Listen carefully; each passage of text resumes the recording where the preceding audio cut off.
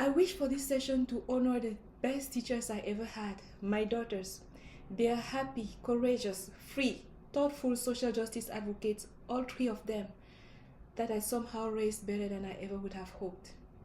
And they show me every day that girls and women are not blank slates for culture to write expectations on. And yet across the globe, in different languages, beliefs, cultures, and systems, we continue to write or script implied expectations onto girls and women about how they should act, look, live, speak, and sacrifice to be seen as complete. Onto boys and men about how they should perform, suppress, lead, and conform to be appreciated. Onto geopolitical, institutional, and social structures about who defines progress, who deserves a voice, and whose stories count. From personal and social stereotypes to institutional and geopolitical narratives, harmful norms are global, persistent, and often quietly embedded in everyday language, content, and systems. In the spring of 2021, Annela Baerbock was leading Germany's chancellery elections after experiencing a surge in popularity. But after she pledged to block a gas pipeline project, she became the target of a vicious campaign on social media. Fake images were circulated that were presented as being of her, but it did not end there. Sexist attacks followed, including questions about whether she could balance the responsibilities of chancellorship with being a mother. Her approval rate dropped and she eventually lost the elections. As language professionals, whether we are translating content or training AI models, every day we make choices that can either uphold or challenge harmful norms and biases. This talk is about how we notice them and lift their weight with care, clarity, and courage. Let's explore, for example, how language shapes our perception of agency and resilience. Consider the phrase victim of violence. This framing defines individual by the harm that has been inflicted upon them. It emphasizes powerlessness and traps people in their trauma. Instead, we could shift our perspective to a survivor of violence, to empower and recognize strength and ongoing agency. The term victim is appropriate in legal or medical contexts where it is a technical classification or when the goal is to highlight systemic harm or injustice, but it's harmful when used as an identity to define a person. Another example is disability language, with harmful frame in phrases like wheelchair bound or confined to a wheelchair. This focuses on limitation. It reinforces negative stereotypes about individuals with disabilities. An empowering frame would use terms like wheelchair user, uses a wheelchair to highlight access, agency, and choice, and reflect the capability and autonomy of the individual. We also see negative frames in development reports that sometimes perpetuate the very inequality they aim to address. So instead of saying underdeveloped regions, we could use terms like phrases like emerging economies, countries with developing infrastructures, so that we describe the situation without judgment or hierarchy. By being mindful of our language, we can contribute to more balanced and equitable narratives. There is also the issue of age discrimination in language. When I posted about this topic in online on LinkedIn, this point sparked discussion online and in private with colleagues, and I'm afraid that we do not have enough time in this session to thoroughly explore ageism. But age bias in language often hides behind what sounds like praise or casual shorthand. We say things like digital natives, young and dynamic, still working at 70, tech savvy for her age. These phrases equate youth with competence and age with decline or surprise. First, we need to remember that fluency does not mean literacy or contextual wisdom. And it should not be so surprising that older generations are able to leverage technology efficiently.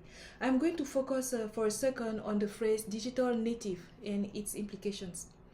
There are several findings from research that challenge the idea that digital or technological fluency is neatly stratified by generations. Technologies evolved, interfaces shift, platforms die. Digital natives in 2010 who is fluent in Facebook may feel lost in 2025 on decentralized platforms or AI interfaces. Meanwhile, a user who has lived through multiple paradigm shifts from dial-ups to mobile to AI may adapt more easily, precisely because they have learned how to learn.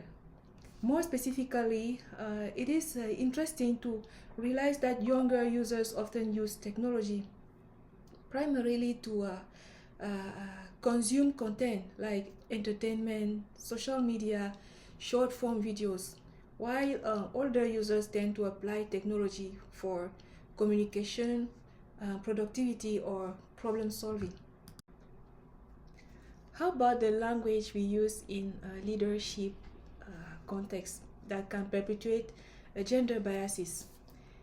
Interestingly, French has long argued that using a masculine default simplifies the language.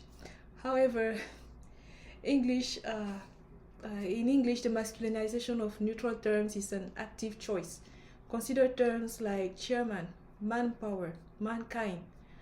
These words unnecessarily insert man into roles or concepts that can and should be gender neutral. While English does not require a masculine default, these terms have historically overshadowed more inclusive alternatives. Okay, and there are judgmental labels often used for women. We need awareness and sensitivity, and to keep in mind that even well-meaning language can carry harmful weight. Terms like good girl, cat lady, career woman, childless are often loaded. They invite judgment on personal choices. They turn what should be personal decision into a public debate about whether a girl or a woman meets certain criteria to be seen as good, respectable, or complete. They erode a woman's confidence and self-worth. And perhaps most concerning is that in some contexts, these labels can fuel violence against women. This highlights how language can have serious real-world consequences. And it's not just limited to girls and women. We also have restrictive masculinity with phrases like be a man, man up, boys don't cry, and other lies that are thrown around casually, promoting the harmful idea that emotions are a sign of weakness, and that vulnerability is something to be ashamed of. They reduce a man's value to a mere performance and self-sacrifice. When these restrictions are internalized, they can prevent boys and men from willing to be truly seen. This limits their ability to process or express emotions in a healthy way, and can lead to mental and emotional isolation. Social scripts can either reinforce or restrict identity, and us language professionals, we don't just describe the word, we shape it. Language builds policy, behavior, concept of self, and sometimes public safety. Global organizations that create educational or advocacy content must consider these dynamics. Otherwise, their message could reinforce the very narratives that they aim to change. This matters especially for localization, education, advocacy, and policy content. When bias is baked into words, it can also become baked into systems, like generative AI. For example, this article from the Amsterdammer reveals that the Finnish gender-neutral pronoun han, which does not encode gender, gets gendered in English translations based on stereotypical cues. So, she cleans, she takes care of the children, and he pays the bills. That specific issue seems to have since been fixed, but the idea is that language models learn from human data. So if our data sets reflect harmful norms, AI will amplify them. However, as linguists, we are not passive carriers of culture. We are active writers of it. Every day we decide what is normalized, what is questioned, what is shameful, and what is seen with compassion.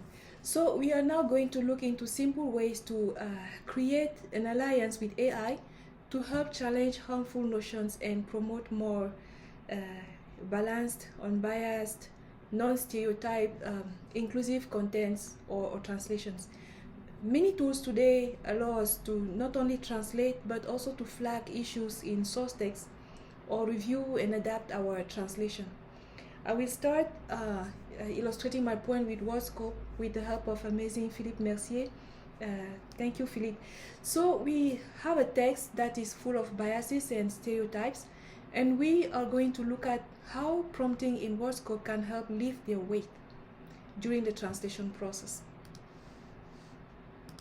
So, of course, there are multiple levels of intervention depending on the editorial freedom that we have. For some, we are empowered to provide the best translation possible, and for others, where we must be absolutely faithful and the best we can do is to forward those red flags to clients, the client can then edit the source or authorize target content improvement.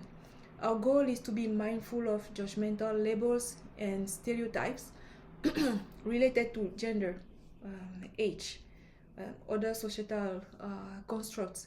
The key is to maintain a professional and neutral tone while ensuring the translation remains factual and respectful.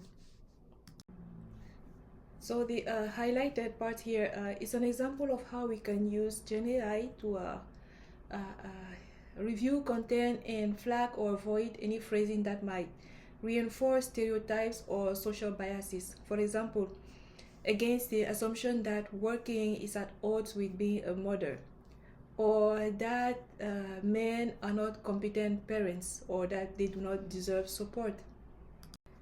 So we can use AI to GenAI to review content and replace any phrasing in the source or while translating that might reinforce stereotypes or social biases. This includes addressing gendered job titles, assumptions about abilities, region-based hierarchies. As an example, we can use it to make a list of potential changes of perspective from objectification to empowerment. The goal is not just to change words, but to shift perspectives and build an environment of empowerment and respect. Let's walk through a complete process with another tool called Wordfast Anywhere, and the help of our amazing colleague Philippe Loquet. Merci, Philippe. Hello everyone! So the task we have been given is to translate that text and to match it for our audience in a way where it will not have bias and other stereotypes in it. So the text we're looking at is full of that, and we have several prompts that we have created to look at it. So first, let's look at our prompt. So here we have a prompt that will analyze the text and search for bias and stereotypes, and will highlight them. This other prompt will do the same thing. It will look at the text and it will rewrite some of the expressions while trying to keep the meaning when it finds them, and it will do that still in English. We also have a prompt that will try to spot and translate while correcting the stereotypes. And our last option is a prompt chain that will check the source, rewrite it to remove the stereotypes and bias. So it will provide us with a fixed text in English, and it will then translate for the target language while trying to keep this appropriate language. So at the top, we have the basic translation done by ChatGPT, but now we want to trigger our first two prompts that will check the text and rewrite it still in English. Okay, so we see that our check prompt has highlighted anything in here that it thinks is not right, and it did it well. And in here, this is the rewritten version to improve and remove the stereotypes. And in here is everything that that ChatGPT was able to highlight using our highlighting prompt in Wordfast Anywhere. I just copied the highlights that it was able to do on the whole text. And now let's see that applied to translation. Okay, so on the top we have a basic ChatGPT. In here we have a prompt that is trying to do everything at once. Okay, so it's translating and trying to correct the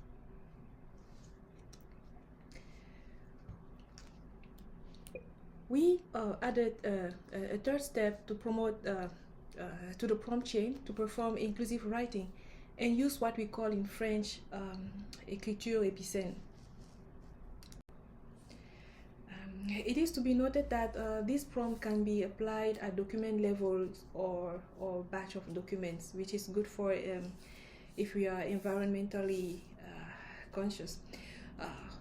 But when we design, adopt, and use technology proactively, thoughtfully, responsibly, and with care, it can help us better support the communities we serve. AI can play a positive role in content creation and localization by assisting in creating or reviewing or translating content in a way that lifts the weight of harmful norms instead of carrying them forward. AI is not just a technology to accelerate operations. We can see it as a partner in creating a world that is more respectful of identities, that is less judgmental, and that is more equitable.